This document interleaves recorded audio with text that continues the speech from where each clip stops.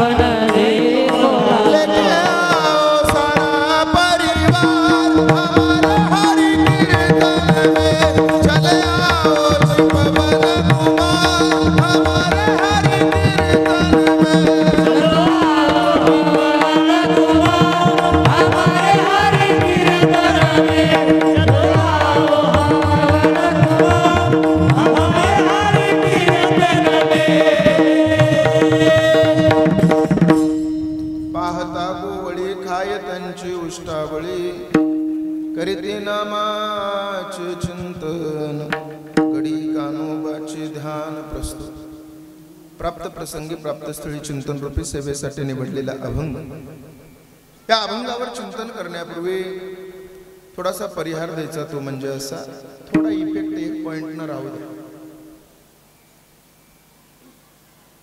परिहार द्यायचा तो म्हणजे असा अखिल कोट ब्रह्मांड नायक रुक्मिणी प्राण संजीवन जगत आधार पांडुरंग परमात्म्याच्या असीम आगाध कृपेने मुक्त कैवल्य तेजोनिधी ज्ञानियांचे राजे योग्यांची माऊली साधकाची मायबाप अनाथाची माय विश्व माऊली ज्ञानोबाराय आदि करून श्रीमंत संत जगद्गुरु तुकोबाराय सकल संत मांदियाळीच्या कृपा आशीर्वादानं समापन्न होत असणारा भव्य दिव्य अखंड हरिनाम सप्ताह मौजे एरंडी नावाचं गाव बरोबर गेल्या 14 वर्षापासून अखंड सप्ताह हरिनाम सप्ताह तुम्ही या ठिकाणी आयोजित करत आहात आणि हे या सप्ताहामधील 15वे वर्ष आहे आणि या 15व्या वर्षामधील आज काल्याची कीर्तन रूपी सेवा माझ्या परम भाग्यापर्यंत माझ्यापर्यंत पोहोचलेली आहे सेवेसाठी उपस्थित ही परिसरातील सगळी दिग्गज मंडळी सगळ्यांचा माझा काही जास्त परिचय नाही मी पहिल्यांदाच तुमच्या गावाला आलो तुम्ही माझ्यासाठी नवीन आहे मी तुमच्यासाठी नवीन आहे पण कीर्तन आपल्यासाठी नवीन नाही ही गोष्ट आपण सगळ्यांना लक्षात घेतली पाहिजे तुमचा सगळ्यांचा माझा कोणासोबत जास्त परिचय नाही, परंतु ज्यांनी सुंदर पहिली चाल गायली ते आपल्या परिसराचं वैभव आदरणीय हरिभक्त पारायण नाव सांगत चला शंकर महाराज. अत्यंत सुंदर गाणं आहे. महाराजांना मनापासून धन्यवाद देतो. गेल्या 8 दिवसापासून तुम्ही त्यांच्या गाण्याचा आस्वाद घेत आहात. त्याचबरोबर त्यांच्या सोबत असणारे महाराष्ट्रातील नामांकित गायनाचार्य हरिभक्त पारायण सनातन महाराज या ठिकाणी उपस्थित आहेत. दोघांना सुद्धा मनापासून धन्यवाद देतो. त्याचबरोबर सगळ्यात महत्त्वाचं म्हणजे मृदंगाचार्यासाठी एकदा जोरदार टाळ्या वाजवा. वा वा वा, एवढं सुंदर वाजवणं. काल चंदू नाना होते ना, आज तुम्ही वाटतच नाही काही बदल आहे. महाराष्ट्रातील नामवंत मृदंगाचार्य आदरणीय हरिभक्त पारायण मृदंग विशारद मृदंग अलंकार तुकाराम महाराज या ठिकाणी उपस्थित आहेत. अत्यंत सुंदर वाजवणं आहे महाराजांचं. तुम्ही म्हणाल महाराज तुम्हाला काय कळतं त्याच्यात? अगोदर मी तेच करत होतो, पण त्याच्यात परवडाना म्हणून इकडं आलो. थोडा विनोदाचा मुद्दा बाजूला राहू दे. आदरणीय आमचे हरिभक्त पारायण तुकाराम महाराज अत्यंत सुंदर वाजवणे. मी नेहमी मृदंगाचार्याचं जरा जास्त कौतुक करत असतो.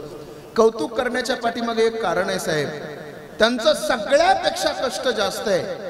एखादी वेळेस एखादा गायक चाल म्हणत असताना दुसरा गायक शांत बसू शकतो, पण पकवाज वादकाला वाजवावंच लागतं. एखाद्या वेळेस कीर्तनकार महाराज चाल म्हणत असतील तर बाकीचे शांत बसू शकतात, पण त्यांना मात्र वाजवावंच लागतं. म्हणून त्यांचं कौतुक मी जरा जास्त करतो. आणि त्याच्या पलीकडे अजून एक त्यांच्या हातामध्ये एक वेगळी जादू आहे. जादू अशी आहे की मेलेल्या जनावराच्या कातड्याला सुद्धा विठ्ठल विठ्ठल बोलायला लावणारे ते हात आहेत.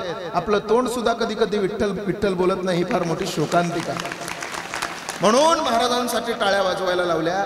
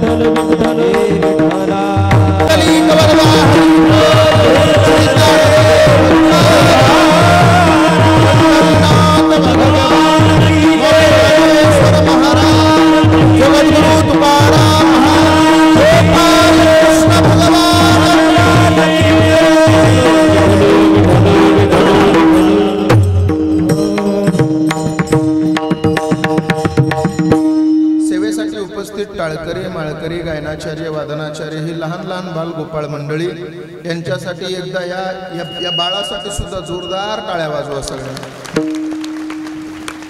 वा महाराज, एवढ्या सुंदर वयामध्ये एवढ्या लहान वयामध्ये काय कळतं लेकराला, पण आज गळ्यामध्ये माळ आणि हातामध्ये टाळ घेऊन ज्ञानोबारायाची सेवा करणारं हे सुंदर लेकरू आज माझ्या स्टेजवर नारदाच्या गादीजवळ उभा आहे. कौतुक आहे महाराज या मुलांचं. नाही तर मी मुलांच्या जास्त नादीच लागत नाही. मी 2-2 हात त्यांच्यापासून लांब असतो.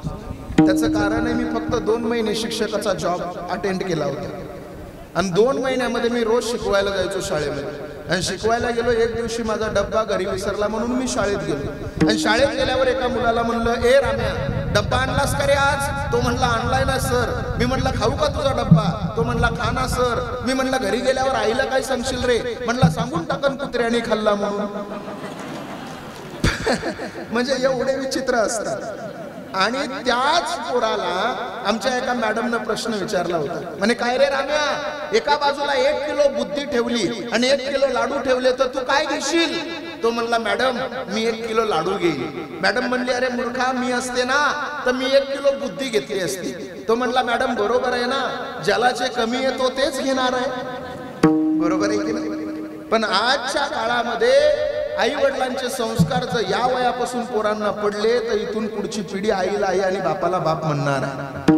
नाही तर बस महाराज, आपल्यापर्यंत आपण आपल्या आई वडिलांना सांभाळलंय, पण इथून पुढची आपली लेकरं आपल्याला सांभाळतात का नाही याची गॅरंटी राहिलेली नाही. परंतु अत्यंत सुंदर, सगळ्यांना मनापासून धन्यवाद देतो ज्यांच्या माध्यमातून तुमच्या सगळ्यांच्या दर्शनाचा योग आला.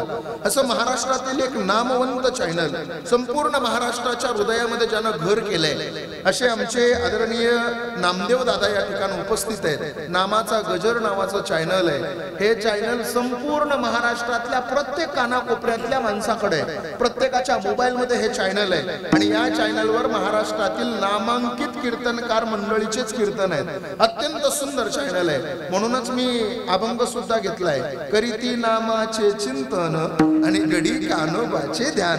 आमचे आदरणीय नामू दादा या ठिकाणी उपस्थित आहेत. दादांच्या माध्यमातून तुमच्या सगळ्यांच्या दर्शनाचा योग आहे. सगळ्याला विनंती आहे, सर्वांगाचे कान करून कीर्तन ऐका. मी 1 तास 1.5 तास तुमच्या सोबत अभंगाच्या विषयाला धरून त्या ठिकाणी चर्चा करणार आहे. फक्त सर्वांगाचे कान करून कीर्तन ऐका.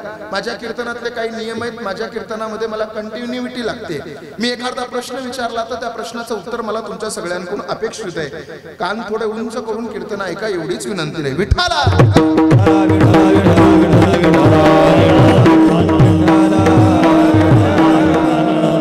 अत्यंत सुंदर सिस्टम आहे, अत्यंत सुंदर वातावरण आहे. एवढ्या उन्हाच्या वातावरणामध्ये सुद्धा कूलरची व्यवस्था केली आहे. त्याबद्दल समस्त गावकरी मंडळी आणि कमिटीसाठी एकदा जोरदार टाळ्या वाजवा. सगळ्यांना मनापासून धन्यवाद देतो, कारण एवढं सुंदर नियोजन फार कमी जागेवर आम्हाला पाहायला मिळतं. चला, महत्वाचा विषय. मी नेहमी कीर्तनामध्ये सांगत असतो, महाराज तुम्ही आम्ही भाग्यवान माणसं आहोत. भाग्यवान या करता आहोत कारण आपला जन्म या महाराष्ट्रामध्ये झाला. भारताचे एक पंतप्रधान होते पंडित जवाहरलाल नेहरू. ते नेहमी त्यांच्या सभेमध्ये सांगायचे, ते म्हणायचे तुमचा महाराष्ट्र खूप भाग्यवान आहे. एका पत्रकारानं चलता चलता त्यांना प्रश्न विचारला, का हो साहेब, का आमचा महाराष्ट्र भाग्यवान आहे? त्यावेळेस त्यांनी फार सुंदर उत्तर दिलं. ते म्हणले तुमचा महाराष्ट्र या करता भाग्यवान आहे कारण या भारत देशामध्ये जेवढे संत जन्माला आले नाही तेवढे संत तुमच्या महाराष्ट्रामध्ये जन्माला आले. पण ते पुढचं वाक्य फार सुंदर बोलायचे, ते मला फार आवडतं. ते म्हणायचे या भारत देशामध्ये जेवढे संत जन्माला आले नाही तेवढे संत तुमच्या महाराष्ट्रामध्ये जन्माला आले, पण महाराष्ट्रातल्या लोकांना संत असताना कळाले नाही, गेल्यानंतर कळाले. अहो, माझे माऊली ज्ञानोबराय असताना कधी त्यांना कोणी शिव दिलं नाही, आणि आता शिवण्यासाठी आळंदीला गर्दी आहे. असताना अंगावर वस्त्र मिळाले नाही, आणि आता 2-2 किलो चांदीच्या वजनाचा फेटा आहे. असताना माझ्या ज्ञानोबरायाला झोपायला जागा मिळाली नाही, आणि आता झोपण्यासाठी चांदीचा पलंग आहे. अहो, असताना लोकांनी कधी इंद्रायणीला शिव दिला नाही का, तर इंद्रायणी बाटेल.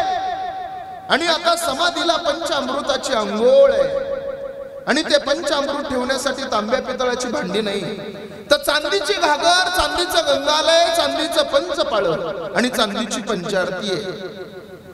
अहो, असताना मुलं 2-2, 2.5 किलोमीटर अंतरावर माधुकरीसाठी गेली तर दगडा विटा मातीशिवाय त्यांना कधी काही मिळालंच नाही, आणि आता त्याच मुलांच्या दर्शनासाठी 2-2, 2.5 किलोमीटर अंतरावर रांगा आहे. असताना माझ्या ज्ञानोबरायाला कोणी खापर मिळू दिलं नाही, आणि आता सोन्याच्या ताटात नैवेद्य. अरे, असताना शिवलं की पाप होत होतं, असताना शिवलं की पाप होत होतं, आणि आता त्यांना शिवल्यावर माझं पाप निघून जात आहे, म्हणून त्यांना शिवण्यासाठी आळंदीला गर्दी आहे.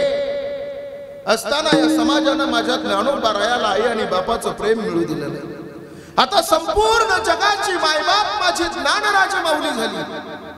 अहो, असताना पैठणला न्याय मिळू दिला नाही, आता आपल्यावर अन्याय झाला की आपण न्याय मागायला आळंदीला जातो. असताना माझी माऊली पहिल्यांदा पंढरीला निघाली तर अणवाणी पायानं माझ्या माऊलीनं पंढरीची वारी केली. अरे, पाय उन्हामध्ये भाजत होते म्हणून वडाची पानं पायाला बांधली, आणि पहिली पंढरीची वारी माझ्या ज्ञानोबरायानं केली. आणि आता माऊली पंढरीला निघाली तर सोन्याच्या पादुका चांदीच्या पालखीत आहे, चांदीची पालखी चांदीच्या रथात आहे, आणि चांदीच्या रथाला बैलजोड कुणाचा जुंपायचा म्हणून निलाव आहे, आणि निलावामध्ये ज्याचा नंबर येईल त्याची बैलांसकट आळंदीमध्ये मिरवणूक आहे. बोला ना काय दिलं या समाजानं असताना साधू संतांना. अरे एवढा त्रास दिला माऊली ज्ञानोबरायाला, एवढा त्रास दिला. एक दिवशी 3 दिवसाच्या 3 दिवस मुक्ताबाई उपवासी आहे आणि मुक्ताबाईनं सांगितलं ज्ञाना दादा अरे भूक लागली मला, काहीतरी घेऊन आळंदी मधून या. सिद्ध बेटामधून ज्ञानोबराय आळंदीकडे निघाले.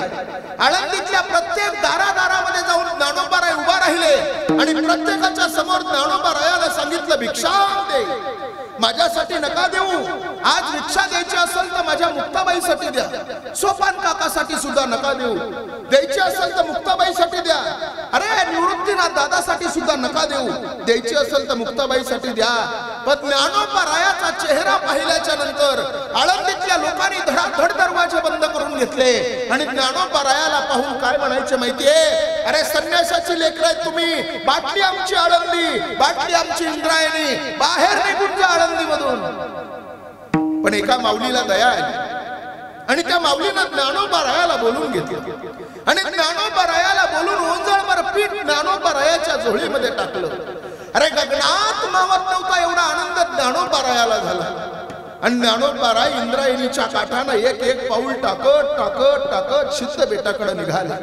आनंद होता, चेहऱ्यावर हसू होतं, परंतु समोरून तो विसोबा खेचर घोड्यावर बसून आला आणि घोड्यावर बसून येणाऱ्या विसोबा खेचरानं ज्ञानोबरायाला प्रश्न केला, ज्ञान्या अरे कशाला आला आळंदीमध्ये, माहित नाही का तुम्हाला आळंदीमध्ये बंदी आहे, अरे काय चालवलंय त्या झोळीमध्ये.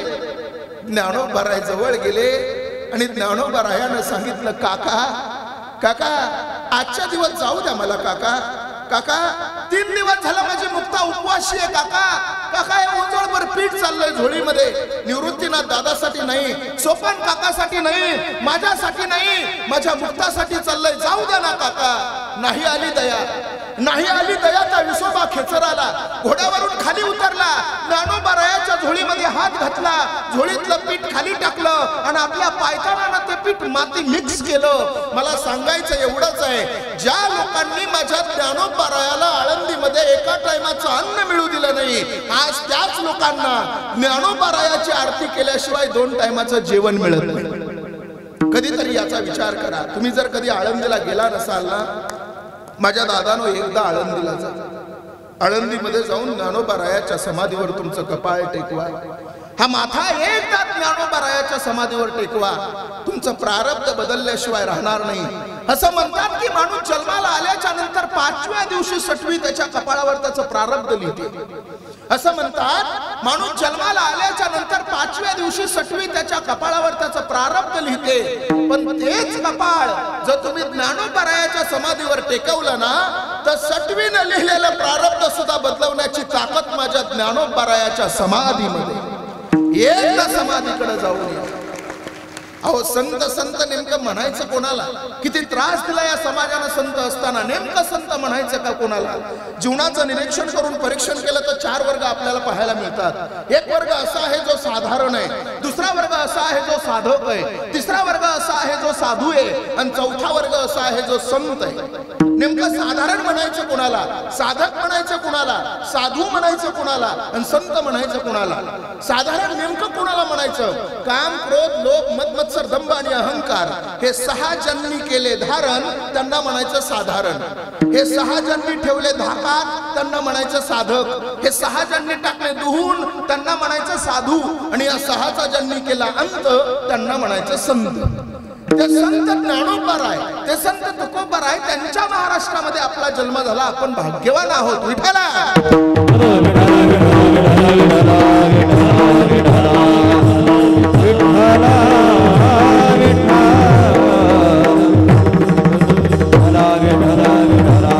सेवेसाठी निवडलेला अभंग त्याच महाराष्ट्रातल्या संतांचा. काय त्या संताचा परिचय सांगतो ऐका. साहित्य सोनियाच्या खाणीतून शब्द रत्नांची निर्मिती करणारे, महाराष्ट्र सारस्वताच्या मंडलावर आपल्या तत्वज्ञानाचा कळस महापुरुषाने चढवलं. वेद, उपनिषद, गीता, भागवत याचं मंथन करून पंचमेध गाथ्याची निर्मिती ज्या महाकवीने केली, भांडाऱ्या भामचंद्र बोराड्या डोंगरावर साधना करून देहासकट वैकुंठ आगमन करून विश्वातला एक अलौकिक चमत्कार इतिहासाच्या पानावर ज्यानं सुवर्ण अक्षरानं लिहिला. इंद्रायणीच्या काठी देहू नावाच्या सुप्रसिद्ध गावामध्ये गोलोबा कणकाईच्या वंशामध्ये हे ज्ञानरत्न जन्माला आलं आणि सर्वसामान्य माणसाला मोक्षाचा देव यान पंत ज्याच्यामुळे खुला झाला मायबाप ते श्रीमंत संत जगद्गुरु तुकोबा. आज या अभंगाच्या माध्यमातून श्रीकृष्ण परमात्म्याच्या चरित्राचं अलौकिक वर्णन करताना आपल्याला दिसतात.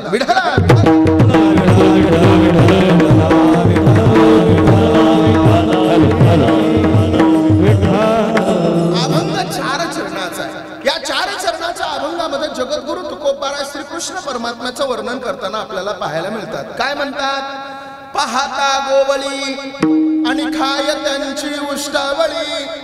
पाहायला गेलं तर साध्या साध्या कुळातले गोपाळ आहेत, पाहायला गेलं तर अत्यंत साध्या कुळातले गोपाळ आहेत, पण आज जगाचा मालक त्यांच्या ताटाचं उष्ट खायची तयारी दाखवतो. ज्या देवाला नैवेद्य दाखवल्याशिवाय आम्ही जेवत नाही, अगोदर त्या देवाला नैवेद्य, नंतर आपल्याला जेवण आहे. पण आज तो जगाचा मालक श्रीकृष्ण परमात्मा साध्या साध्या गोपाळांच्या ताटातलं उष्ट का बरं खातो असं तुकोबारायाला काही लोकांना प्रश्न विचारला तर तुकोबाराय म्हणतात त्याचं कारण असं आहे, त्या गोपाळांनी त्या देवाचं नामचिंतन केलं. करीती नामाचे चिंतन गडी कानोबाचे ध्यान, त्या देवाचं नामचिंतन केलं म्हणून त्या जगाच्या मालकानं साध्या साध्या गोपाळांच्या ताटातलं उष्ट खाल्लं. माझा प्रश्न पहिला तुम्हाला असा आहे, तुम्हाला माझी भाषा तर कळते ना सगळ्यांना? मी जरा लांब आलोय तुमच्याकडे, कळते ना भाषा सगळ्यांना? हे बघा, आणि मी लय अवघड कीर्तन सांगण्याच्या भानगडीत कधी पडत नाही. मी इथं तुम्हाला घटन मटन पटन रज्जन सरपण ख्यातीन सत्ख्यातीन असत्ख्यातीन पूर्वमीमांसन उत्तरमीमांसन सामकेन गौतमन कानाधनन अभिरोषणी विक्षेपण आवरणन मोक्षण अपरोक्षणाशन परोक्षणाशन अनंत व्यक्ती असल्या भानगडीत पाडणार नाही. सोप्या पद्धतीत माझे शब्द तुमच्या हृदयापर्यंत कसे पोहोचतील याचा प्रयत्न करणार आहे. आणि सोप्या पद्धतीत कीर्तन कळत असेल तर कशालाही चुकाट्यामध्ये हात घालायचा आहे, कशाला घालायचंय? बऱ्याच लोकांना अवघड बोलायचा नाद आहे. आमचा एक मित्र आहे, त्याला थोडा साहित्यिक बोलण्याचा नाद. त्याला एक दिवशी मी म्हणलं, का रे माझ्या कीर्तनाला का नाही आला तू? तो म्हणला, महाराज मी तुमच्या कीर्तनाला निघालोच होतो, घरातून बाहेर पडलो, पण बाहेर मी माझ्या द्विचक्री यानावरून मार्गाक्रमण करत असता माझ्या द्विचक्री यानाचा जो वर्तुळाकार भाग आहे आणि त्याच्यामध्ये हवा संग्रहित करणारा जो रबरी भाग आहे, त्या रबरी भागाला मईवरील पाषाणाने सचिद्र केल्यामुळे त्याच्यामधील हवा नावाचा पदार्थ मल आकाशामध्ये विलीन झाला, करिता मी कीर्तनाला येऊ शकलो नाही. म्हणलं, गैबाने पंक्चर मन. इलय अवघड बोलण्याची काही गरज नाही, सोप्या पद्धतीत कळत असेल तर काही चिंता नाही. थोडं लक्षपूर्वक ऐका. जगद्गुरु तुकोबाराय म्हणतात त्या लोकांनी गोकुळातल्या गोपाळांनी देवाचं नामचिंतन केलं, त्याचं ध्यान केलं म्हणून आज जगाचा मालक त्यांच्या ताटातलं उष्ट खाण्याची तयारी दाखवतो. महत्वाचं बोलू तुम्हाला, हा वारकरी संप्रदायच नामचिंतनाचा संप्रदाय. या संप्रदायामध्ये ध्यान करायची गरज नाही, धारणा करायची गरज नाही, जप तप काही करायची गरज नाही, फक्त देवाचं नामचिंतन करा. असाल तिथं करा, असाल तिथं देवाचं नामचिंतन करा. काही काही लोक म्हणतात, महाराज देवाचं नामचिंतन केल्याचा काही फायदा होतो का? कारण ही दुनिया फायद्याशिवाय चालत नाही. बरोबर आहे की नाही? चलता बरेच लोक म्हणतात, महाराज देवाचं नामचिंतन करायला आम्ही तयार आहे, पण देवाचं नामचिंतन करत असताना आम्हाला काही फायदा होईल का हो? महत्वाचं सांगू, बरीच लोक देव मानायला तयार नाहीत, पण देवाच्या नामचिंतनाचा फायदा काय असतो तुम्हाला एका मिनिटात सांगतो. फक्त 5 मिनिटं लक्ष द्या माझ्याकडे. फार सुंदर उदाहरण देतो तुम्हाला. ते उदाहरण जर तुम्हाला कळालं तर आजचं संपूर्ण कीर्तन माझं सफल झालं असं समजा. फक्त उदाहरण लक्षपूर्वक ऐका.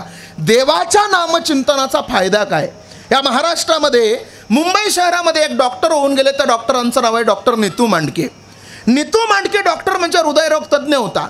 बाळासाहेब ठाकरेंच्या हृदयावर यशस्वी पद्धतीने शस्त्रक्रिया करणारा डॉक्टर म्हणजे डॉक्टर नीतू मांडके.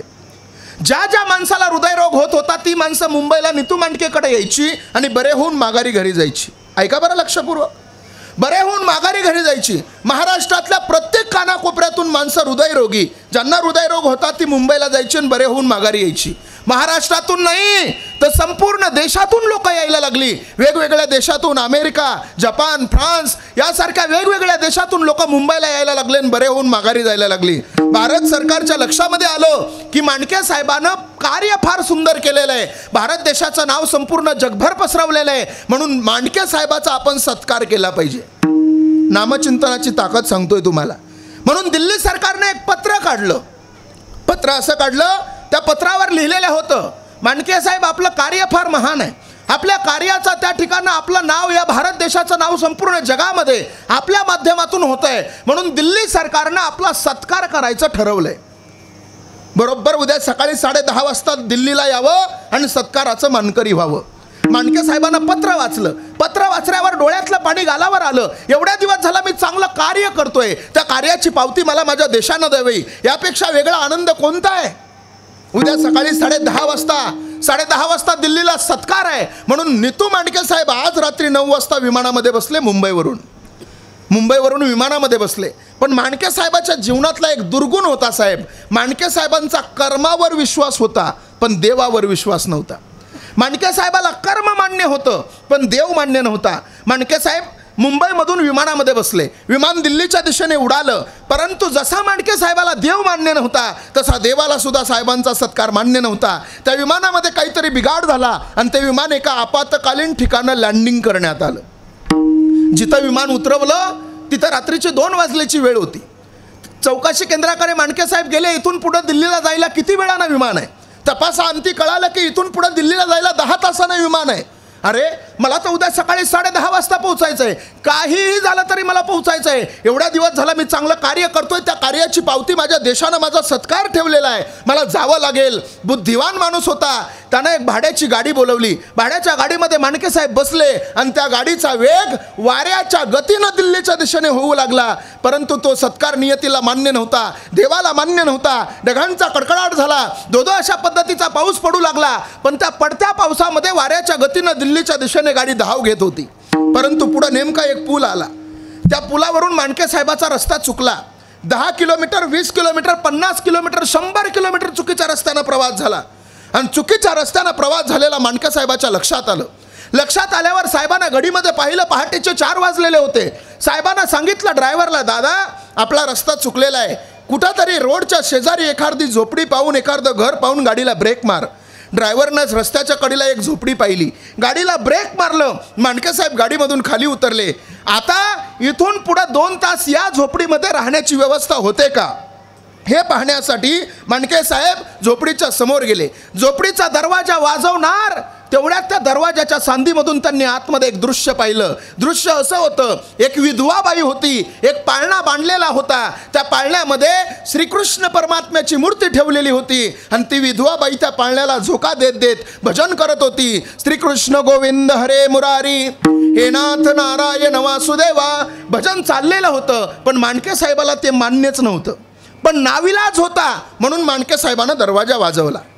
दरवाजा वाजवल्यावर त्या विधवाबाईनं दरवाजा उघडला. विचारलं कोण आपण? साहेबानं स्वतःचं नाव नाही सांगितलं, साहेबानं स्वतःचा परिचय नाही सांगितला. साहेबानं फक्त सांगितलं, ताई आम्ही रस्ता चुकलेलो आहोत, 1-2 तास तुझ्या घरामध्ये थांबण्याची व्यवस्था होईल का? त्या विधवाबाईनं सांगितलं, हो साहेब या आतमध्ये, आमचा धर्मच आहे अतिथी भव. बसायला घोंगडी टाकली. साहेब घोंगडीवर बसले, पाण्याचा तांब्या भरून दिला. साहेबानं पाणी ग्रहण केलं आणि त्या ताईनं सांगितलं, साहेब 2 मिनिटं थांबा, तुम्हाला चहा टाकते. चुलीवर चहा टाकला तिनं. पण एवढी देवाच्या नामचिंतनामध्ये वेडी होती, तिला असं वाटलं चहा उकळेपर्यंत पुन्हा आपण पाळण्याच्या समोर जाऊ, पुन्हा भजन करू. पुन्हा भजन सुरू झालं. श्रीकृष्ण गोविंद हरे मुरारी, हे नाथ नारायण वासुदेवा. 5 मिनिटं झालं, 10 मिनिटं झालं, 15 मिनिटं झालं, भजन सुरू होतं. मंडळी, अचानक तिच्या लक्षामध्ये आलं कोणीतरी बाहेर पाहुणा आलाय, चुलीवर चहा टाकलाय. धावत धावत धावत चुलीकडे गेली. पाहिलं तोपर्यंत संपूर्ण चहा जळून गेलेला होता. ती बाहेर आली आणि काय म्हणली माहिती आहे? ओ साहेब 2 मिनिटं थांबा, तुम्हाला दुसरा चहा टाकते. आता मात्र साहेबानं तिला प्रश्न विचारायला सुरू केले. साहेब म्हणले, ए ताई, आता मी त्याच वेळेस तुझ्या घरचा चहा पिईल ज्या वेळेस तू माझ्या 2 प्रश्नाची उत्तरं देशील. ती ताई म्हणली, ओ साहेब तुमचं नाव तरी सांगा, तुमचा परिचय नाही, तुमचं नाव मला माहीत नाही, तुम्ही आलात कुठून, चाललात कुठं मला माहीत नाही, तुमच्याबद्दल मला काहीच माहीत नाही, तरी सुद्धा तुम्ही का बरं प्रश्न विचारता? मांडके साहेबानं न राहून तिला पहिला प्रश्न विचारला, का ग ताई, गेली अर्धा तास झालं मी पाहतोय त्या पाळण्यामध्ये तू झोका देतीये, त्या पाळण्यामध्ये नेमकं कोण आहे? त्या ताईच्या डोळ्यातलं पाणी गालावर आलं आणि ती ताई म्हणायला लागली, साहेब त्या पाळण्यामध्ये माझा श्रीकृष्ण परमात्मा आहे. साहेबानं दुसरा प्रश्न विचारला, अगं ताई, या जगामध्ये देवच नाही, कशासाठी तू त्या देवाची भक्ती करते? आता मात्र ताई चिडली, ताईच्या डोळ्यातलं पाणी गालावर आलं आणि ताई बोलायला लागली, ओ साहेब, तुमचा आणि माझा परिचय नाही, तुम्ही आलात कुठून चाललात कुठं मला माहीत नाही, तुमचं नाव काय मला माहीत नाही, तुमचं काम काय माहीत नाही, तुमचं गाव कोणतं तुमच्याबद्दल मला काहीच माहीत नाही. तरी सुद्धा दुसरा प्रश्न तुम्ही फार सुंदर विचारला. तुम्ही म्हणलात कशासाठी तू या देवाची भक्ती करते. तर ऐका ना साहेब, साहेब पुढे बघा ना, एक पलंग आहे, पलंग, त्या पलंगावरती माझा 5 वर्षाचा लेकरू आहे ओ साहेब, आणि त्या 5 वर्षाच्या लेकराला हृदय रोग झालाय. असं म्हणतात बुवा मुंबईला फार मोठा डॉक्टर आहे नीतू मांडके, त्याच्याकडे जाण्यासाठी फार पैसे लागतात, पण ते पैसे माझ्याकडे नाहीत साहेब. मला माहिती आहे या देवाची भक्ती करत असताना हा देव असा एखादा माणूस माझ्याकडे पाठवल की तो माणूस मला घेऊन त्या नीतू मांडकेकडे जाईल.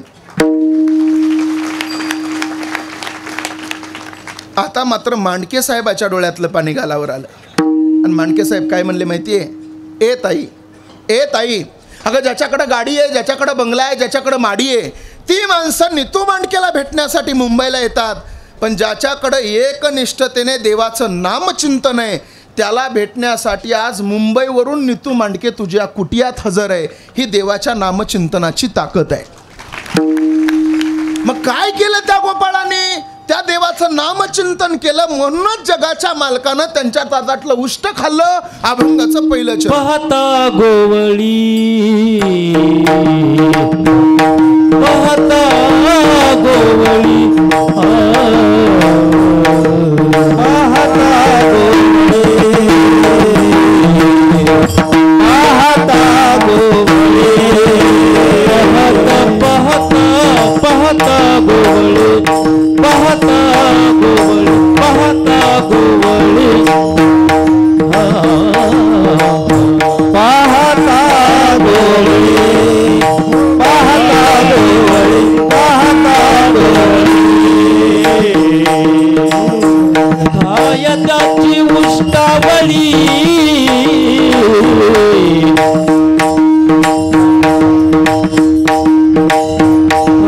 त्याची उष्टावळी, करती नामाचे चिंतन, करती नामाचे चिंतन, हाय त्याची उष्टावळी, हाय त्याची उष्टावळी, करती नामाचे चिंतन,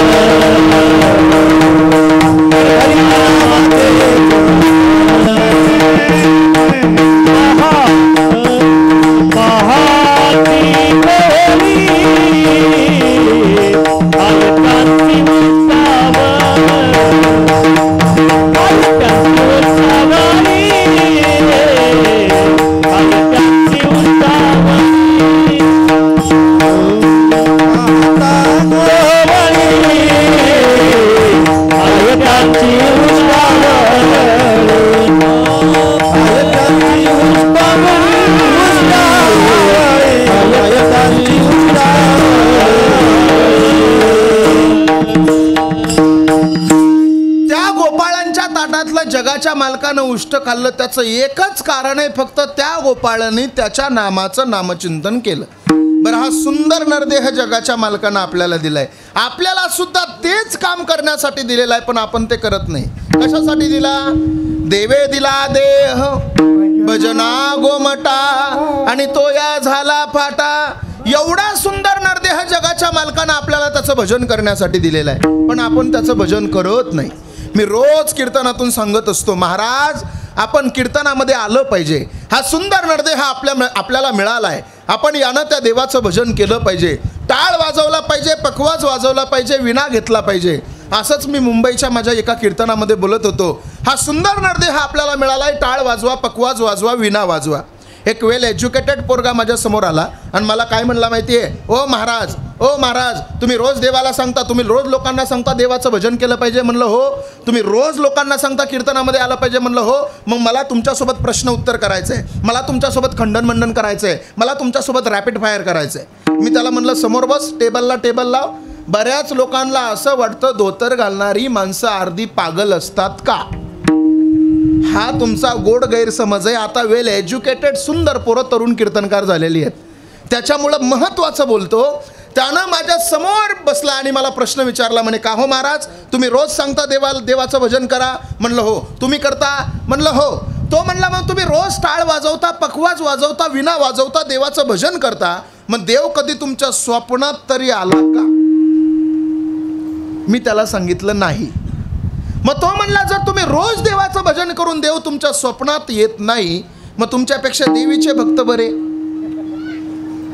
मी म्हणलं म्हणजे? तो म्हणला तुम्ही रोज देवाचं भजन करून तुमच्या स्वप्नात येत नाही आणि ते कधीच पंढरपूरची वारी करत नाही तरी त्याच्या अंगात येतोय. मी म्हणलं हे बघ, देवही आमचाच आहे, देवी आमचीच आहे. तुझ्या गळ्यात माळ नाही, तुला आम्हाला प्रश्न विचारायचा अधिकार नाही. परंतु त्याचा प्रश्न माझ्या हृदयामध्ये घर करून गेला. प्रश्न एवढा सुंदर विचारला त्यानं आणि खरंच आहे त्याचं. ही मंडळी रोज टाळ वाजवतात, ही मंडळी रोज विणा वाजवतात, मी रोज कीर्तन करतो, पण अजून देव आम्हाला भेटला नाही. मग कशासाठी करायचं हे सगळं? बऱ्याच लोकांचं म्हणणं आहे किलो किलोच्या टाळं पावसाळ्यावर आणले यानं तरी यांना देव भेटत नाही. मग का सप्ते करायचे? एक सगळ्याची माफी मागून बोलू का? मी माफी मागून बोलतो. एखाद्याला माझा शब्द लागला तर थोडंसं मला माफ करा. दादा हो, तुम्ही कितीही टाळ वाजवा, पण टाळ वाजवून आपल्याला देव भेटत नाही ही गोष्ट कायम ध्यानात राहू द्या. आपण कितीही पखवाज वाजवा, पण पखवाज वाजवून आपल्याला देव भेटत नाही ही गोष्ट कायम ध्यानात राहू द्या. आपण कितीही विणा वाजवा, पण विणा वाजवून आपल्याला देव भेटत नाही ही गोष्ट कायम ध्यानात राहू द्या. हे तिघही कीर्तन सुटल्यावर माझ्याकडे येतील, का हो महाराज, टाळ वाजून देव भेटत नाही, विणा वाजून देव भेटत नाही, पखवाज वाजून देव भेटत नाही, हे जरी खरं असलं तरी आम्ही तिघा असल्याशिवाय तुमचं कीर्तन सुटत नाही, हे तुम्ही ध्यानात राहू द्या. अरे बाबा हो, तुम्ही तिघा असल्याशिवाय माझं कीर्तन सुटत नाही हा पार्ट नंबर 2 आहे. तुम्ही तिघा असल्याशिवाय माझं कीर्तन सुरूच होत नाही हा पार्ट नंबर 1 आहे. तरी सुद्धा मी माझ्या मतावर ठाम आहे. टाळ पखवाज विणा वाजून आपल्याला देव भेटत नाही. मग कशाला वाजवायचा टाळ? कशाला वाजवायचा पखवाज? कशाला वाजवायचा विणा? देव तर भेटत नाही ना. मग एवढा मोठाले सप्ते करायचे कशाला? देव भेटतच नाही तर का सगळा अट्टाहास चाललेला आहे? त्यासाठी मला महिला मंडळीला प्रश्न विचारायचा आहे. महिला मंडळ, माझ्या प्रश्नाचं तुम्ही योग्य उत्तर दिलं तर तुम्हाला एक सोन्याचं नाणं गाडीमध्ये ठेवलेलं आहे. जी महिला योग्य उत्तर देईल तिला ते इथं समोर बोलवून तिचा यथोचित असा सन्मान करून ते तिला देण्यात येईल. महिला मंडळ, खरं खरं सांगा, तुम्ही तुमच्या लग्नामध्ये तुमच्या पतीचं नाव घेता, पती भेटावा म्हणून का भेटलेला पती टिकावा म्हणून?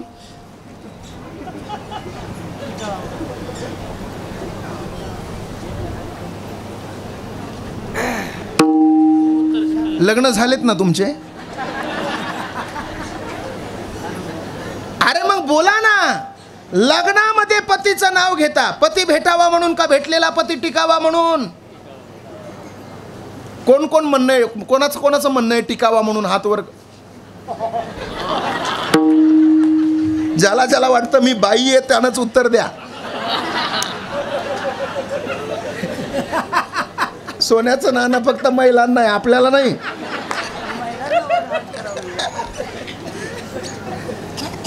पुन्हा एकदा प्रश्न विचारतो, समजला नसेल तर ऐका. तुम्ही तुमच्या लग्नामध्ये तुमच्या पतीचं नाव घेता, पती भेटावा म्हणून का भेटलेला पती टिकावा म्हणून?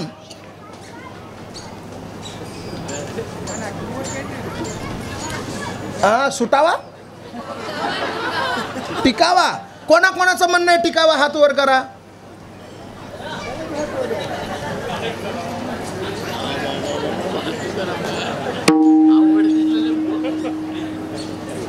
एक 2 3 4 5 6 7 8 9 10. अहो नाणं एकच आहे, एवढ्या जणीनं सांगितल्यावर कसं द्यायचं तुम्हाला?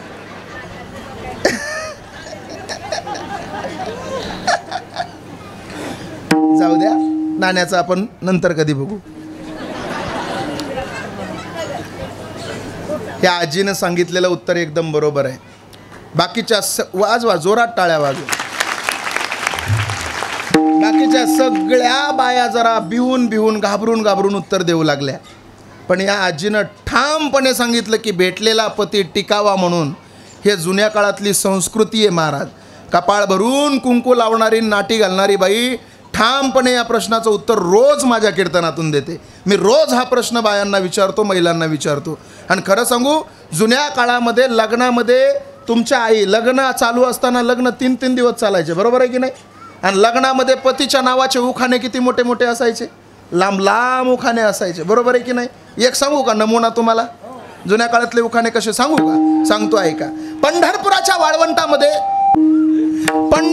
वाळवंटामध्ये डोक्यावर तुळस घेऊन पांडुरंग परमात्म्याकडे एक बाई पाहत होती. किती सुंदर उखाणा घेतला तिनं, ऐका. ती म्हणली, ह्याला थोडा प्लेन नका, एवढा प्लेन नाही जमत मला. ती म्हणली, येत होते जात होते खिडकीमधून पाहत होते, खिडकीला 3 तारा, अडकी त्याला उंगर 12, पान खाते 13, घाम येतो जरा जरा. तिकडून आला व्यापारी, त्याने दिली सुपारी, सुपारी देते वाड्याला, हंडा नेते पाण्याला, पाणी आणते आडाचं, वाडा बनते भिंगाचा, वाड्यात वाडे 7 वाडे, वाड्यात होता पलंग, पलंगावर गादी, गादीवर उशी, उशीवर बशी, बशीवर कप, कपाला घर, घराला भिंत, भिंतीवर होती घडी, घडीत वाजला 1 आणि पांडुरंगाचं नाव घेते मी ज्ञानोबा तुकोबाची लेक. किती सुंदर आहेत. असे मला 130 येतात, खरंच येतात. अजून एखादा सांगू का? नको?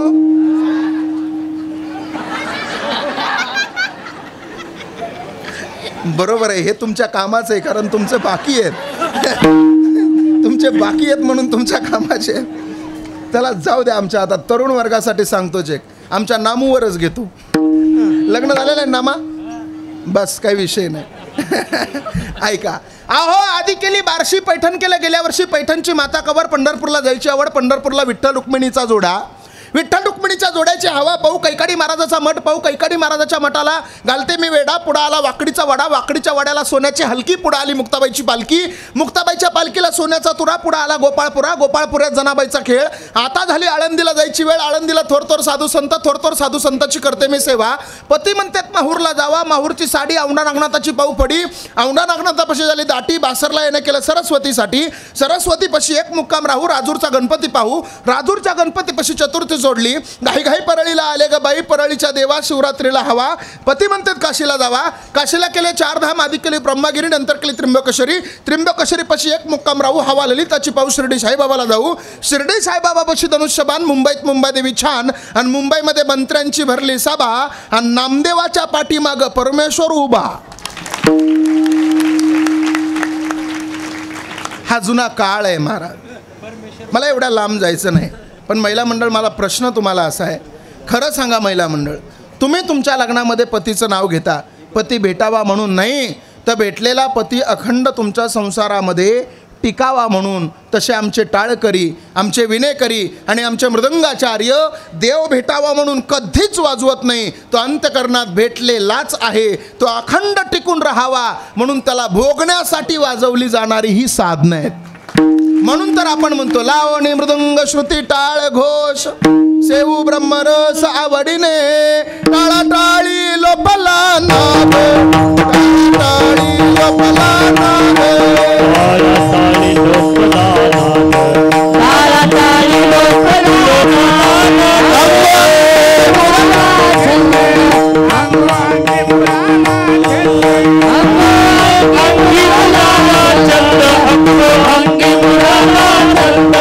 भोग भोगिताची आटला भेद, भोग भोगिताची आटला भेद, भोग भोगिताची आटला भेद, गिळोनी गावा गोविंदुगा,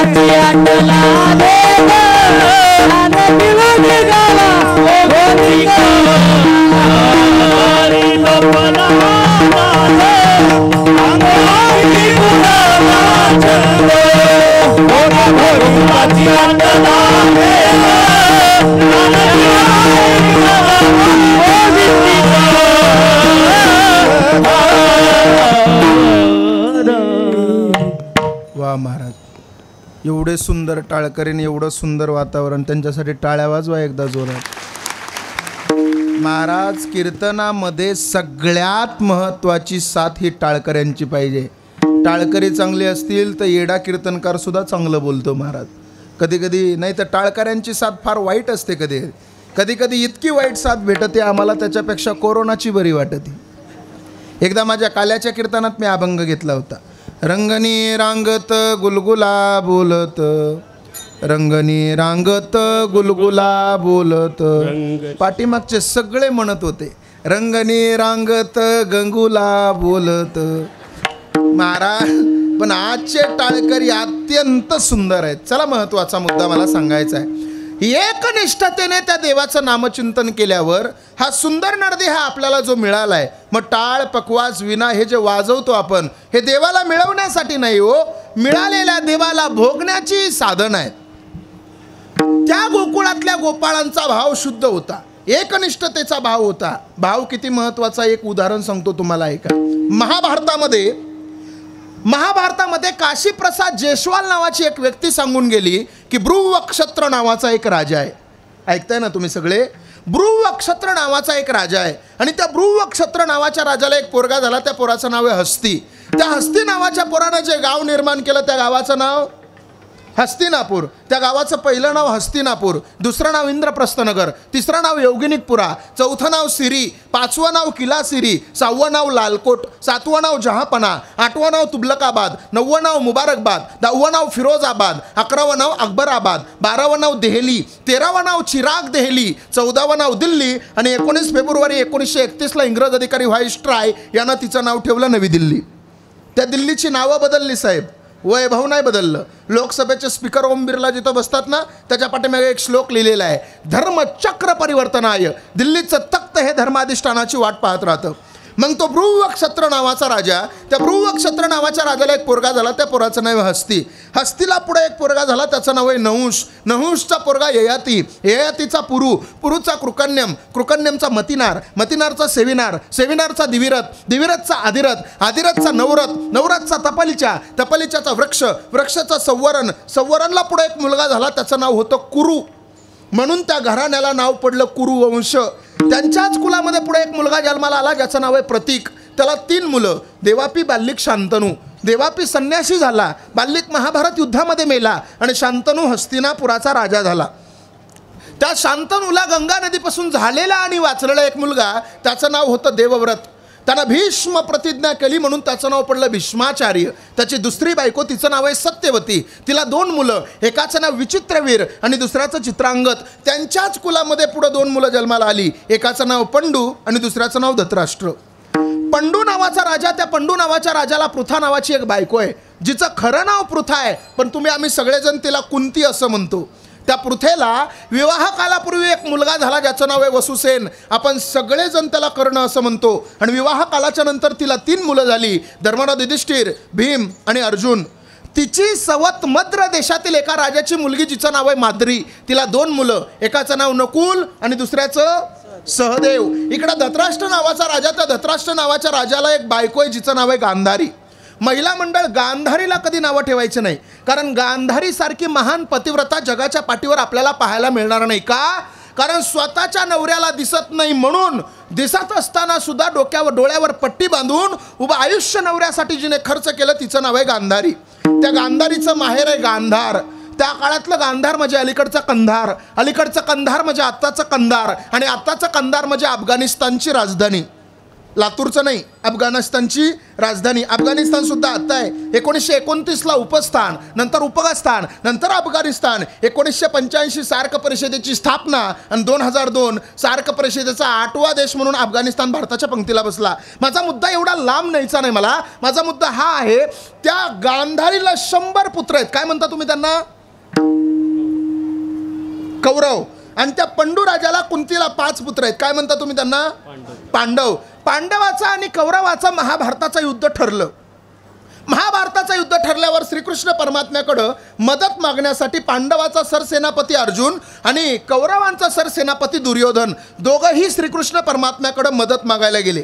देव झोपलेला होता. दुर्योधन अगोदर गेला. दुर्योधन देवाच्या डोक्यापाशी बसला. अर्जुन नंतर गेला. अर्जुन देवाच्या पायापाशी बसला. मला सांगा, झोपेतून उठल्यावर अगोदर पायापसला माणूस दिसतो का डोक्यापसला? हो, पायापसला. देव झोपेतून उठल्याबरोबर समोर दिसला तो अर्जुन. देवानं विचारला, अर्जुना कधी आलास? अर्जुन म्हणला, देवा आत्ताच आलो. पण दुर्योधनाला राग आला. दुर्योधन म्हणला, ए देवा, याच्या अगोदर मी आलोय, मला विचार ना कधी आलास?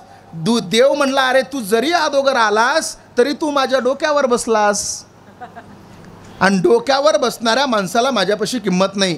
मी नेहमी कीर्तनात सांगत असतो, विद्यार्थ्यानं कधीच गुरुजींच्या डोक्यावर बसायचं नाही, मुलानं कधी बापाच्या डोक्यावर बसायचं नाही, भक्तानं कधी देवाच्या डोक्यावर बसायचं नाही, आणि बायकोनं कधी,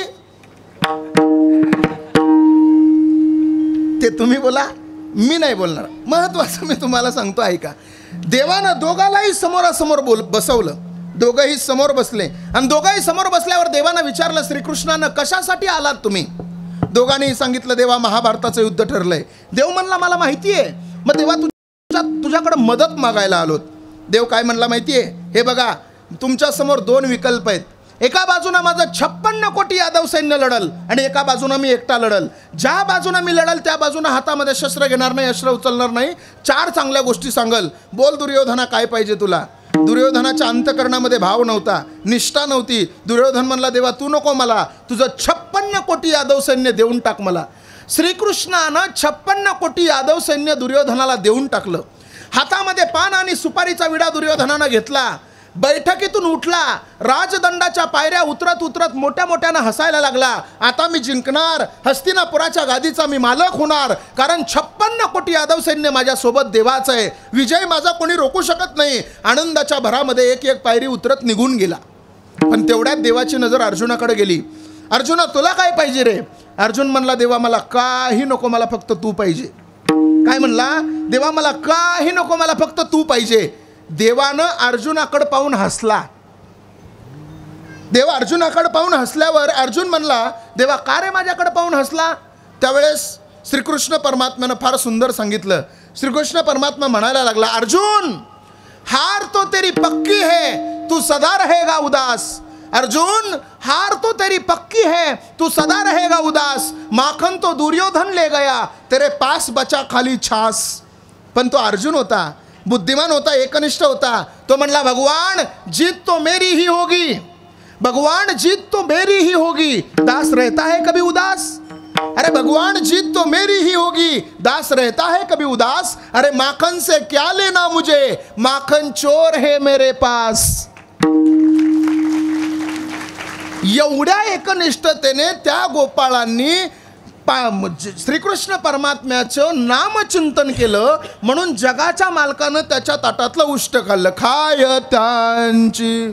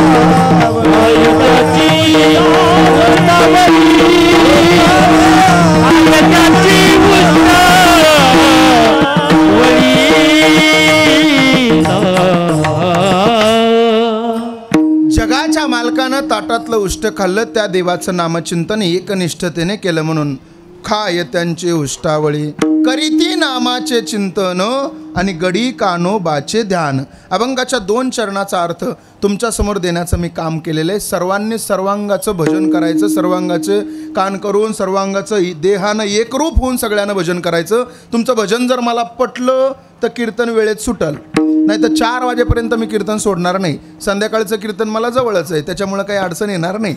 बरोबर आहे की नाही? सगळ्यांना मोठ्या प्रेमानं भजन करायचं. महिला मंडळ सुरुवातीला भजन करतील, पुरुष मंडळ नंतर भजन करतील. महिला मंडळ भजन करताना लाजायचं नाही. फक्त माझ्याकडे अर्धा तास वेळ राहिला आहे. भजन करताना लाजायचं नाही, भजन करताना घाबरायचं नाही. तुम्ही घरात कोणाला घाबरता का? नाही नाही घाबरत. बरोबर आहे, मी संन्याशी थोडीच आहे, मलाही माहिती आहे घाबरत नाही. आता आम्ही 5-7 दिवस बाहेर कीर्तन केलं आणि 7 दिवसानं घरी गेलं तरी आमची सुद्धा शेजारणीला म्हणती, आला बाई आमचा सप्ता. अरे हा का सप्ता आहे का काय? बरोबर आहे की नाही? महिला मंडळ गोड भजन करायचं म्हणताना सगळ्याजणी हे बघा, जुन्या काळामध्ये तुम्हाला त्रास होता, आता तुम्ही स्वतंत्र आहेत. महिला का बरं तुम्हाला महिला म्हणायचं माहिती आहे का? महिला का म्हणतात तुम्हाला माहिती आहे का? तुम्हाला का बरं तुम्हाला महिला म्हणतात? कारण यांना पुरुष म्हणतात म्हणून तुम्हाला महिला म्हणतात. असं आहे का? नाही नाही नाही. महिला या शब्दाचा अर्थ फार गोड आहे. महिला या शब्दाचा अर्थ काय सांगतो तुम्हाला, ऐका. मही अधिक इला इज इक्वल टू महिला.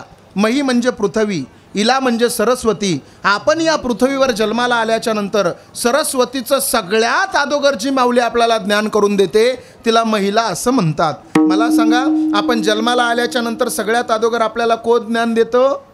आपली आई. बऱ्याच लोकांना ते ज्ञान कमी पडतं, मग ते लग्न झाल्यानंतर घेतात. माझं कीर्तन थोडं 5G टाईप आहे का? 2G वाल्यांना आपल्या कीर्तनात रेंज भेटत नाही, थोडं लक्ष द्या. महिला मंडळ जुन्या काळामध्ये त्रास होता, आता राहिलेला नाही. पण एक सांगू का तुम्हाला, जुन्या काळातलं जे समाधान होतं ते आत्ताच्या काळात राहिलेलं नाही. ह्या सगळ्या टोप्या घालणाऱ्या माणसांना विचारा, तुम्ही काटवटीतल्या भाकरी खाल्ल्यात का हो? लाकडाची काटवट खाल्ल्यात का? तुम्ही केल्यात का? काटवटीत भाकरी केलेल्या आहेत का? मला सांगा आजी, काटवटीतल्या भाकरीला चव का परातीतल्या? काटवटीतल्या. काटवटीतली भाकर फुगती का परातीतली?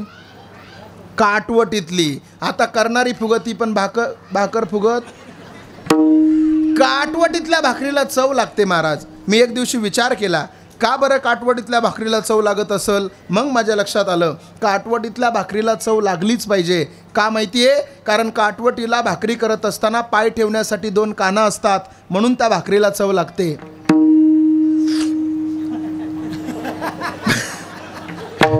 परातीला कानं नसतात.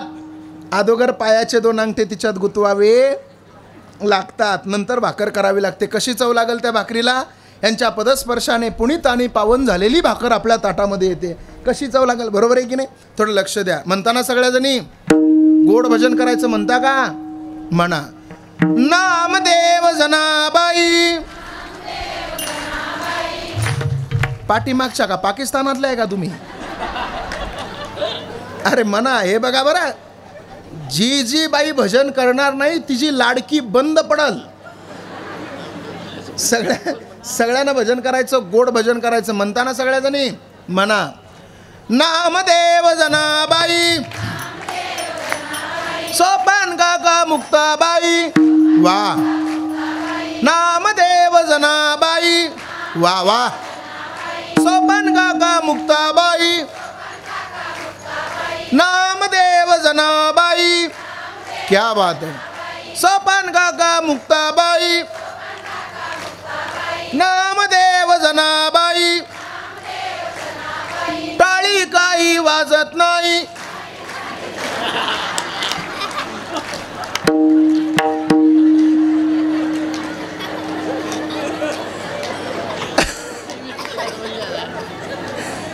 अरे टाळी वाजवायला लावली होती ना तुम्हाला, म्हणायला नव्हतं सांगितलं. तरी बी काही म्हणल्या टाळी काही वाजत नाही. महिला मंडळ, खरं सांगू का, तुम्ही भजन केलं खरं, पण तुमचं भजन काय मला पटलं नाही, अजिबात पटलं नाही. भजन कसं असतं माहिती आहे का तुम्हाला? भजन किती गोड असतं. भजन किती शिस्तीत करावं लागतं, भजन किती सुंदर करावं लागतं, भजनामध्ये आवाज किती मोठा असतो, हे जर तुम्हाला ऐकायचं असेल तर आता आमच्या पुरुष मंडळीचं ऐका.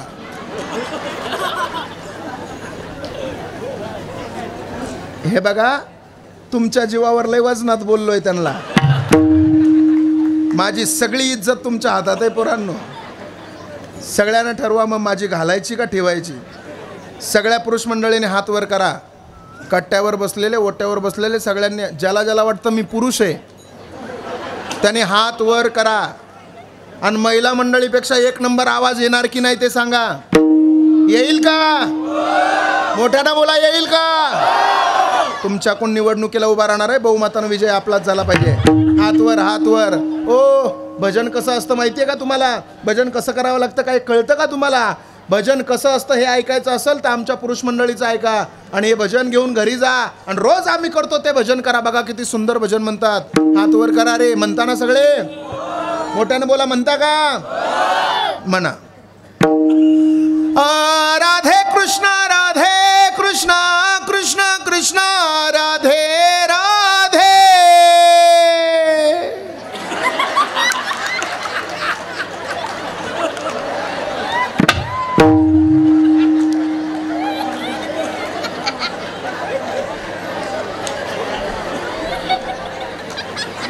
अरे माझं सगळं डिपॉझिट जप्त केलं रे तुम्ही.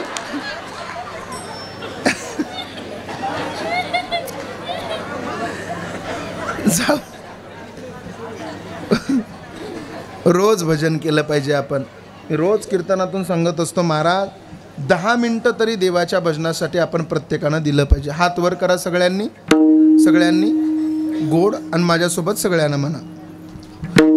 तू ले हरी का नाम विठ्ठल पांडुरंगा. विठ्ठल पांडुरंगा, ले हरी का नाम विठ्ठल पांडुरंगा,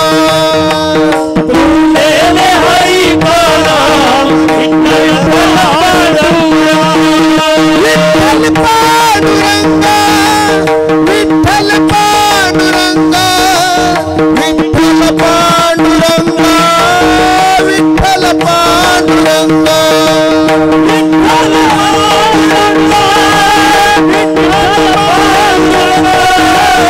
विठ्ठल विठ्ठल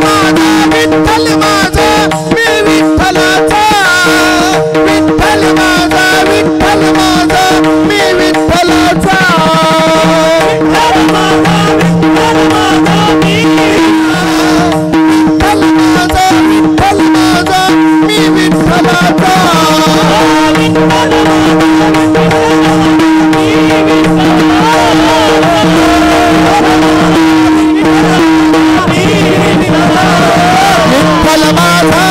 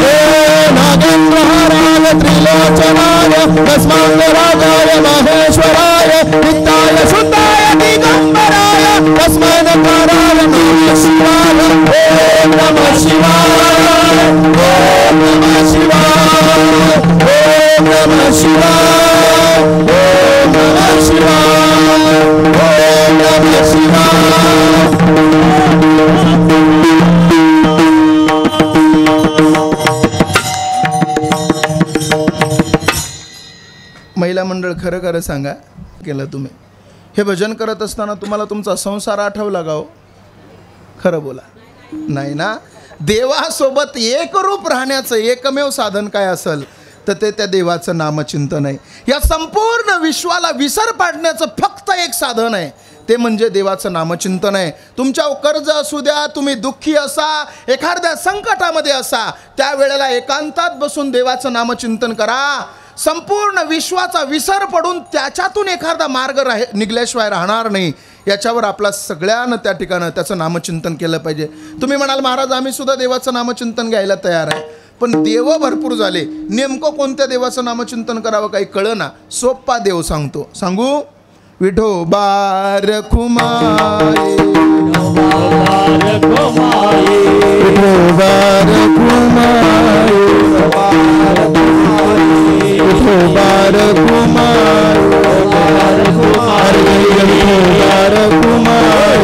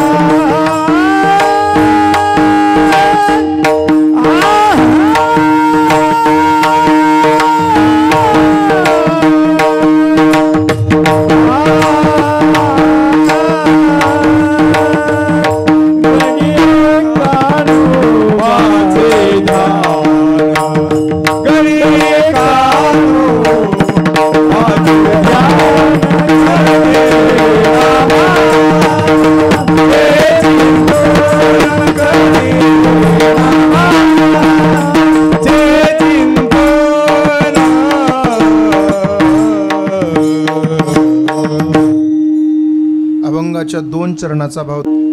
आता इथून पुढं काल्याचं कीर्तन सुरू झालं.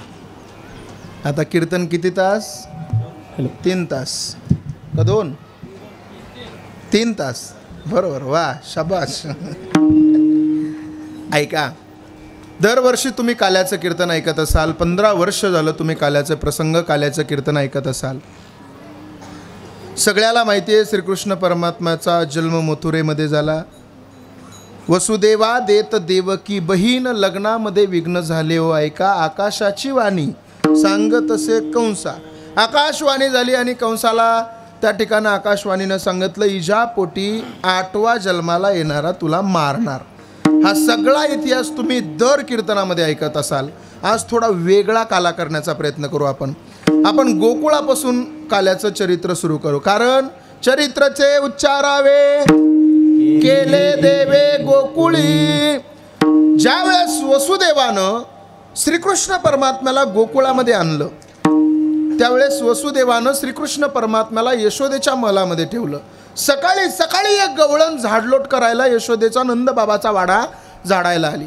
आणि नंदबाबाचा वाडा झाडायला आल्यावर त्या गवळणीनं चलता चलता यशोदेच्या महलामध्ये डोकून पाहिलं तर त्या यशोदेच्या महलामध्ये एका लहान लेकराचा रडण्याचा आवाज तिच्या कानावर आला.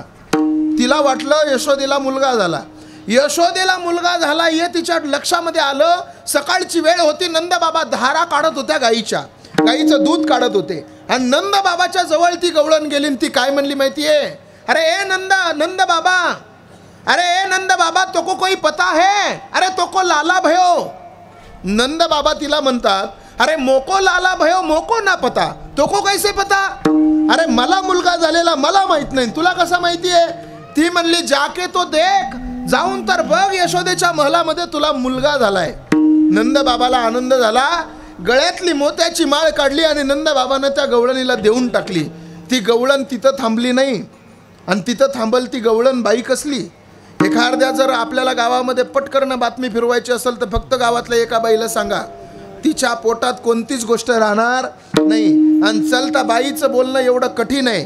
चलता चलता दोघी जणी जर बोलत असल्या ना, आपल्यासारख्या माणसानं कितीही कान देऊन त्यांचं बोलणं ऐका, तुम्हाला कधीच ऐकू येणार नाही. कारण बोलतात कशा माहितीये का? तुला काय माहितीये का तिकडं काल्याचं कीर्तन? बरोबर आहे ना? असं बोलणं आहे. पण ती गवळण तिथं थांबली नाही. मग कुठं गेली? गोकुळामध्ये गेली. आणि गोकुळामध्ये जाऊन काय केलं बाबा? गवळण सांगती गवळणीला, गवळण सांगती गवळणीला, गवळण सांगती गवळणीला, गवळण सांगती गवळणीला, गवळण सांगती गवळणीला, गवळण सांगती गवळणीला, गवळण सांगती गवळणीला, गवळण सांगती गवळणीला. पुत्र झाला यशोदेला, पुत्र झाला यशोदेला, झाला यशोदेला, झाला यशोदेला. सांगती गवळणीला, गवळण सांगती गवळणीला, गवळण सांगती गवळणीला, गवळण सांगती गवळणीला, गवळण सांगती गवळणीला, गवळण सांगती गवळणीला, गवळण सांगती गवळणीला, गवळण सांगती गवळणीला.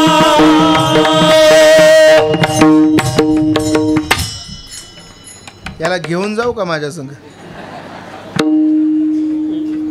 लय कौतुकानं नाचतंय होते, त्याच्याकडेच पाहावं वाटतंय. गवळण सांगती हो, सांगती गवळणीला, पुत्र झाला यशोदेला. गवळणीने सगळ्या गोकुळात बोबाटा केला. सगळ्या गोकुळात सांगायला लागली, अरे नंद को लाला भयो, नंद को लाला भयो. मग आता गावामध्ये जर एखाद्या गावच्या पाटलाला पोरग झालं तर सगळ्यात पहिला कार्यक्रम कोणता असतो? त्या पोराला पाहायचा. कोणता असतो? पोराला पाहायचा. मग गावातल्या एखाद्या सरपंचाला, गावच्या पाटलाला जर पोरगा झाला तर तुम्ही त्या पोराला पाहायला जाताना रिकाम्या हातानं जाता का महिला मंडळ? मग 1-1 किलो सोनं घेऊन जाता. असंच का? काहीतरी घेऊन जाता ना बघायला. अरे जर गावच्या पाटलाला बघायला जर तुम्ही काहीतरी हातामध्ये घेऊन जात असाल तर तो जगाचा मालक श्रीकृष्ण परमात्मा जन्माला आला होता. त्याला बघायला गवळणी कशा गेल्या असतील? त्याला बघायला सगळ्या गवळणी निघाल्या होत्या. पण सगळ्या गवळणी सगळ्या कशा होत्या माहितीये? 20 वर्षाच्या, 22 वर्षाच्या, 25 वर्षाच्या, 18 वर्षाच्या तरण्या बांड पोरी सुंदर मेकअप करून नटून थटून देवाला बघायला गेल्या होत्या. सगळ्या गवळणीनं मेकअप केला होता.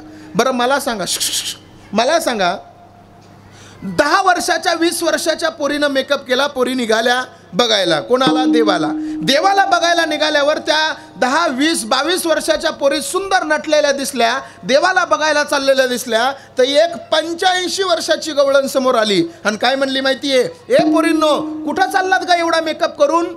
त्या पोरी म्हणल्या, त्या गवळणी म्हणल्या, ए थेरडे सरक बाजूला, तुला माहित नाही का नंदाला पोरगा झालाय, त्याला बघायला चाललोत आम्ही. ती गवळण काय म्हणली माहितीये? ए पोरींनो, मला सुद्धा यायचंय बघायला. त्या गवळणीचं नाव होतं मालू. काय नाव होतं? मालू. ती म्हणली मला सुद्धा यायचंय बघायला. बरं मला सांगा, 20 वर्षाच्या, 18 वर्षाच्या, 16 वर्षाच्या, 25 वर्षाच्या पोरीला मेकअप चांगला दिसतो, 85 वर्षाच्या पोरीला मेकअप करायची काय गरज? ही 85 वर्षाची म्हातारी मालू गवळण म्हणली मला सुद्धा मेकअप करायचा आहे. बरं हात थरथरत कापत होते, पाय लटलट कापत होते, वय झालेलं होतं आणि ती 85 वर्षाची म्हातारी मेकअप करायला लागली. महाराज मेकअप करायला लागल्या. लाली कुठं लावतात? कोण म्हणलं कपाळाला? कुठं लावतात? लाली लावतात ओठाला. पण त्या गवळणीनं लाली हातामध्ये घेतली, हात थरथर थरथर कापायला लागले आणि हाताचा लकवा बसला, लाली लागली डोळ्याला. काजळ कुठं लावतात? डोळ्याला. काजळ लावतात डोळ्याला. ती म्हातारी गवळण होती, काजळ डोळ्याला लावायला गेली, हातानं लकवा मारला, काजळ लागलं ओठाला. टिकली कुठं लावतात? कोण म्हणलं बाथरूमच्या भिंतीला? टिकली कुठं लावतात?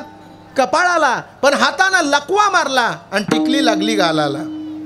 ओठों पे काजल आँखों में लाली, ओठों पे काजल आँखों में लाली, अनगालों पे टिकली लगा के चली, दीवानी बनी मैं दीवानी बनी. 85 वर्षाची म्हातारी गवळण मालू सगळा नटापटा मेकअप केला, सगळा उलटा केला.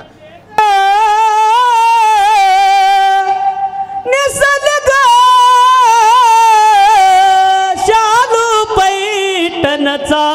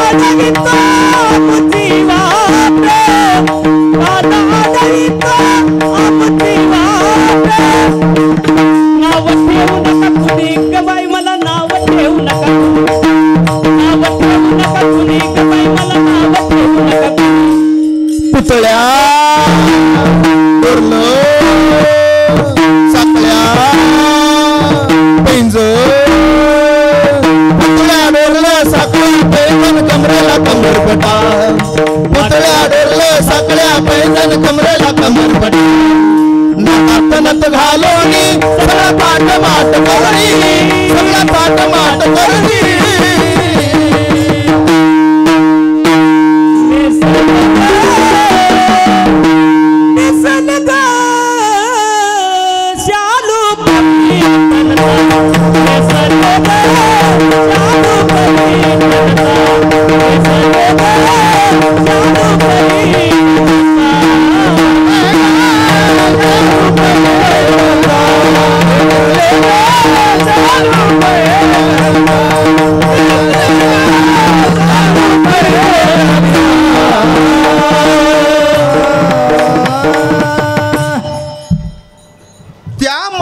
सगळा मेकअप केला पण सगळा उलटा झाला मेकअप निघाली मालू बघा बरं का याच्यातला भाव किती सुंदर आहे 85 वर्षाची मालू काठी टेकवत देवाला पाहायला निघाली श्रीकृष्णाला पण तेवढ्यात तिचं 100 वर्षाचं म्हातारं तिला आडवं आलं आणि ते म्हातारं काय म्हणलं माहितीये ए मालू अगं कुठं चालली उलटा मेकअप करून ती म्हणली ए थेरडे सरक म्हणली बाजूला दिंडीला आले चालला आलवा सप्त्याला आले आलाचा आडवा कीर्तनाला चालले आलाचा आडवा भजनाला चालले आलाचा आडवा सरक बाजूला तुझं आज ऐकणार नाही तो म्हणला अगं मालू जिकडं जायचंय तिकडं जा तुला चाललीस कुठं ते तर सांग ती म्हणली अहो मी देवाला पाहायला झालंय नंदाला पोरगा झाला माहित नाही का मी पाहायला चालले तो म्हणला अरे जा देवाला पाहायला मालू पण तुझा सगळा मेकअप उलटा झालाय तो सरळ तरी करून जा ना त्या मालूनं दिलेलं उत्तर किती सुंदर आहे बघा ती मालू म्हणते ओ मालक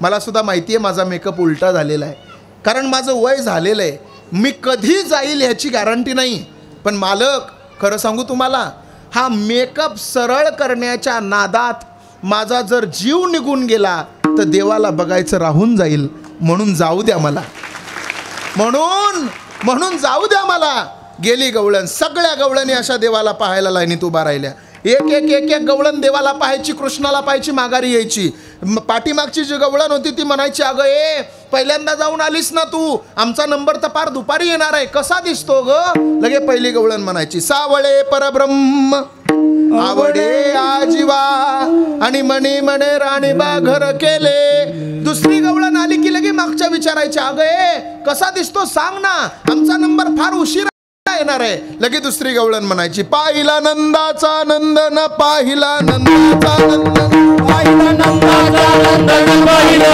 नंदाचा नंदन पाहिला नंदाचा नंदन पाहिला नंदाचा नंदन वेदिये मला वेदिये मला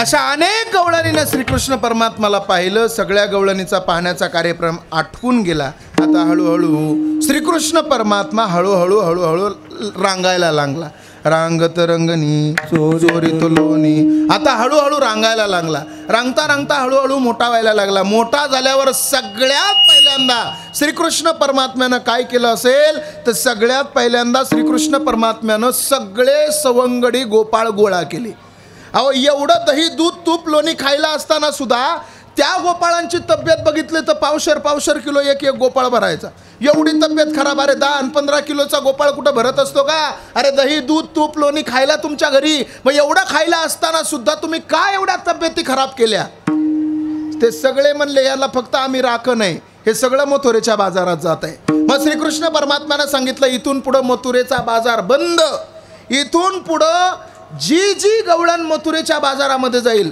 त्या गवळणीला त्रास दिल्याशिवाय राहायचं नाही आणि सगळ्यात महत्त्वाची गोष्ट मथुरेच्या बाजाराला दही दूध तूप लोणी नेण्यासाठी यांच्या घरात शिल्लकच ठेवायचं नाही मग करायचं काय मग चोरी करायची सगळ्यात पहिली चोरी सुरू केली महाराज. सगळे सुदाम्या घेतला, पेंद्या घेतला, मधुमंगल घेतला, वाकड्या घेतला, बोबड्या घेतला, सगळे सवंगडी गोळा केले आणि सगळ्याला सांगितलं मोहीम करायची. कोणाच्या एवढ्या चोऱ्या केल्या, एवढ्या खोड्या केल्या. अरे कोणाच्या एका गवळणीच्या तर घरी गेला, दही दूध तूप लोणी खाल्लं, ताकाचा डेरा होता, समोर एक म्हातारा झोपलेला होता, उचलला डेरा, काही कारण नसताना झोपलेल्या म्हाताऱ्याच्या डेरीवर टाकला. बरं डेरीवर टाकला, वर टाकला असता तर काय झालं असतं सांग. आमचे मोठे बाबा म्हणायचे. ऐका, ती बऱ्याच गवळणी यशोदे मैयाकडं खोड्या करतो म्हणून गेल्या. यशोदे मैयाकडं तक्रार घेऊन गेल्या. यशोदे मैयाकडे घेऊन गेल्यावर एक गवळण काय म्हणली माहितीये का? अगं ए बांगड्या घातल्या का तुम्हाला कळत नाही का? तुमच्या घरी जर आला तर बांधून ठेवायला लागतो आणि मग या यशोदेकडे आणावा लागतो. या यशोदेला आपण कितीही सांगितलं तरी खरं पटणार नाही. कारण यशोदा म्हणायची, बाळ सगुण गुणाचं तान, बाळ दिसतंय गोजिरवान, काय सांगता गाराने गे गोकुळच्या नारी. असं ऐकलं बरोबर ती गंमत म्हणली, माझ्या घरी तर येऊन बघ तुला सांगतो का. म्हणलं ये WhatsApp number, Twitter number, Facebook account, Instagram check कर रे, हिचं सगळं कुठं राहते काय बघ. बरोबर केंद्रानं लगेच सगळा नंबर काढला. दुसऱ्या दिवशी तिच्या घरी मोहीम केली. मोहीम अशी केली की तिच्या घरचं दही दूध तूप लोणी सगळं काही खाल्लं. खाल्ल्याच्या नंतर काय करता येईल आणि दोघंही एका कोपऱ्यात बाजूवर झोपलेले होते. त्या गवळणीच्या चुलीतला एक मोठा मसाला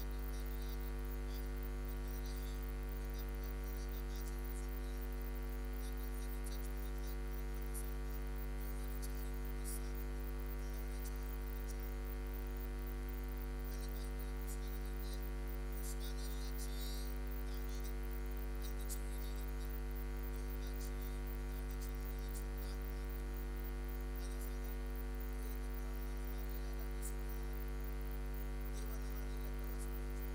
नेहमी कीर्तनात सांगत असतो, एखादा कोणी ब्राह्मण लोक असताना, लग्न जमवत असताना नवऱ्याची नवरीची पत्रिका जुळते का नाही हे नंतर बघा, अगोदर त्या नवरीची सासूची जुळते का हे बघा. या दोघीची जुळली की खटकाच मिटला मार. बरोबर आहे की नाही? ऐका लक्ष देऊ. त्या दोघांच्या याच्या दाढीची आणि त्याच्या वेणीची गाठ मारली. सकाळी सकाळी उठल्या बरोबर अगोदर गवळण उठली. पहाटेच्या सुरुवातीच्या गवळणी पहाटे 5 वाजता उठायच्या, आताच्या गवळणी पहाटे 8 वाजेपर्यंत उठतात सुद्धा. असं ती गवळण उठली आणि उठल्याबरोबर त्या गोपाळाच्या दाढीला, त्या गवळ्याच्या दाढीला झटका बसल्याबरोबर ते गवळी म्हणायला लागला, अगं तुला काही कळतं का? वय राहिलं का तुझं? माझ्या दाढीला झटका देते. गवळण म्हणजे अहो तुम्हाला काही कळतं का?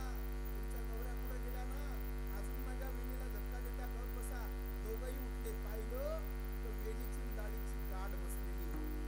गाठ सोडायला गेले, गाठ सुटेना. गाठ कापायला गेले, गाठ कापेना. गाठ जाळायला गेले, गाठ जाळेना. कसल्याही प्रकारानं त्या गाठीला काही नाही. दाढीची वेणीची फिट्ट बसलेली गाठ. तो गवळी म्हणला, का ग अशात काही तू कधी कृष्णाला व्हॉट्सअपवर मेसेज केला होता का? ती म्हणली, हे बघा माझं व्हॉट्सअप बऱ्याच दिवस झालं बंद आहे, पण इंस्टाग्रामला फॉलो केलं होतं. तो म्हणला, गवळी म्हणला, याच्यामुळेच कुटाणा झालाय. ही गाठ दुसऱ्या कोणी मारलेली नाही, ही गाठ कृष्णानं मारलेली आहे आणि तोच कृष्ण ही गाठ सोडू शकतो. दोघंही निघाले गावातून सगळ्या. आणि तिचा एक प्रॉब्लेम होता, तिचं घर होतं शेवटच्या कडेला आणि कृष्णाच्या घराकडे येण्यासाठी तिला सगळं गोकुळ ओलांडून यावं लागत होतं. मग ते दोनही जोडपं मधून निघालं. आता 5-7 फुटाची गवळण आणि 5 फुटाचा गवळी म्हणल्यावर गवळी कसा चालत असालो? त्याचं असं मुंडकं वर होतं, पायाच्या टाचावर उचलून एक पाऊल टाकत गवळी चालत होता आणि त्यांच्या पाठीमागं गावातली लहान लहान सगळी पोरं होती. पोरं कशी करायची माहितीये? हुर्रे हुर्रे, सगळी पोरं त्यांच्या पाठीमागे होती. आणि श्रीकृष्ण परमात्म्याच्या समोर यशोदेच्या महलासमोर जाऊन उभा राहिले आणि यशोदेच्या महलासमोर उभा राहिल्यावर कृष्ण तिथं आला आणि कृष्णानं पाहिलं. कृष्ण म्हणला, पुन्हा करशील का मेसेज? पुन्हा करशील का? पुन्हा बोलशील का मला? ती गवळण म्हणली, नाही रे कृष्णा, इथून पुढे तुझ्या कधी नादी लागणार नाही. कृपा दृष्टीनं कृष्णानं पाहिल्या बरोबर गाठ सुटली. एवढ्या खोड्या केल्या कृष्णानं.